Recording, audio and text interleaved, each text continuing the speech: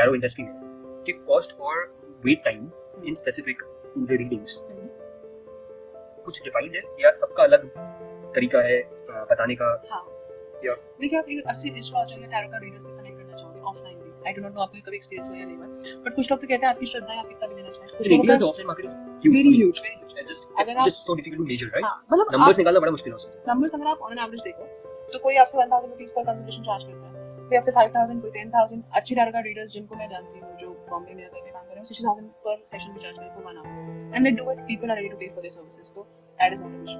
अगर आप बाहर के मार्केट्स की बात करें तो अराउंड से $50 to $100 जाता ही जाता है अगर आपको किसी अच्छी टैरो का रीडर से कनेक्ट करना है। प्लस अपॉइंटमेंट्स इतनी आसानी से तो मिलते नहीं है, they have long hours, they have अगर उनके सेशन चल रहे हैं तो एक दिन में कोई 1 2 3 4 सेशन ही लेता है भाई। आप एक उनके इंटर्न से उनके नीचे काम कर रहे हो उसको नहीं लोगे, आप उनसे स्पेसिफिकली लोगे, दिन में बंदा कितना काम कर पाएगा?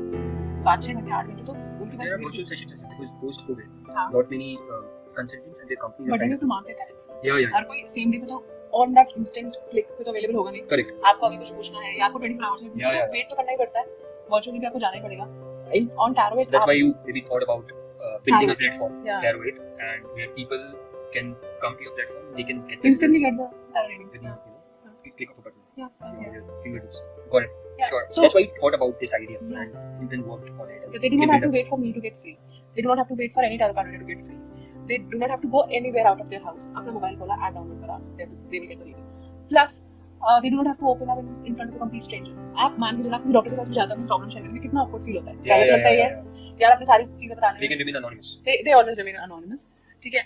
Plus, but data तो track कर ही रहे हैं, कौन-कौन आ रहा है आपके प्लेटफॉर्म पे, वेबसाइट पर, and you don't know the user in specific, but you can know the location and the source from where they are getting the information. Yes, of course. So हमारे में जब लॉगिन करना है तो they have to जो हम compulsorily information मांगते हैं वो ईमेल आईडी मांगते हैं, बिकॉज़ अगर आपको मतलब आप वो भी स्किप कर सकते हो, गेस्ट लॉगिन का भी मैंने फीचर दिया है अपने ऐप पे, you can skip it, you can completely diagnose it, like completely use it in incognito mode, but accuracy बढ़ जाती है अगर आप अपना नेम, आप अपना जेंडर मेंशन करो, आप अपना बर्थ डेट मेंशन करो, ये सब कुछ का है वहाँ पे प्रोफाइल में, आपको एक नोटिफिकेशन मिलता है। If you enter it there are logics जिसके हिसाब से वो चीजें इंप्रूव हो सकती है, आपकी रीडिंग इंप्रूव हो सकती है, क्योंकि कभी-कभी कुछ टैरो के आंसर्स ऐसे हो सकते हैं जो जेंडर स्पेसिफिक भी होते हैं। अगर आप डालोगे यार you belong to male category, female category, तो ऑफ कोर्स वो चीजें थोड़ी एज स्पेसिफिक, जेंडर स्पेसिफिक तो नहीं होता तो है कि आज तक उनका बर्थ डेट मांगते हैं, बर्थडे से आपकी एज मालूम पड़ जाती है, आपका सन साइन मालूम पड़ जाता है, कहीं ना कहीं सारी चीजें कनेक्टेड है, जहाँ पे वो आंसर्स मेंशन है। Sun sign is the same as zodiac sign. Right.